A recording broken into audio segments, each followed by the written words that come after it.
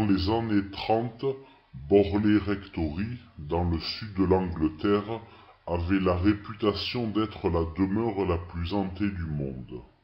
Chose étrange, aucun événement tragique n'y avait eu lieu dans le passé.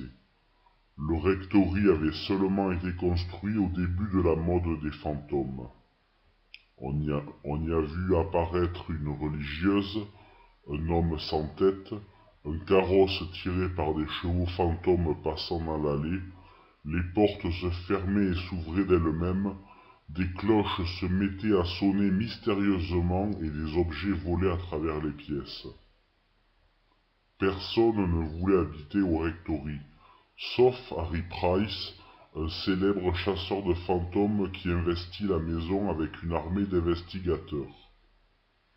Il y a beaucoup écrit sur les phénomènes étranges qui s'y produisaient, mais sa version des choses semble un peu suspecte.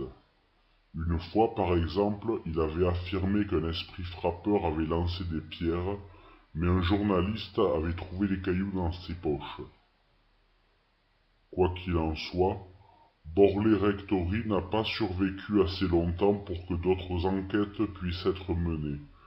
Elle fut entièrement détruite quelques années plus tard par un incendie durant lequel on crut voir le fantôme d'une religieuse à une fenêtre.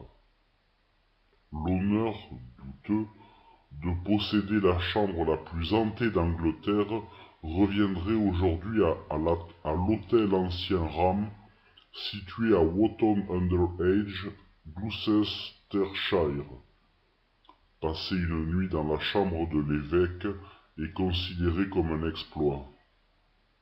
Je me suis réveillé un jour face à un homme vêtu d'une robe de chambre de notre temps, qui se tenait là, raconte un client. Comme je ne suis pas trouillard, je me suis avancé, mais quand j'ai été environ à 1 mètre de lui, j'ai eu le choc de ma vie. Il a fait un pas dans ma direction. J'ai alors plongé sous une couverture et il a disparu. L'investigateur Mike Lewis décida un jour d'enquêter. Il s'y rendit donc, muni d'une caméra équipée d'une lampe, mais chaque fois qu'il essayait de filmer dans la chambre de l'évêque, la lampe s'éteignait, pour se rallumer dès qu'il la quittait.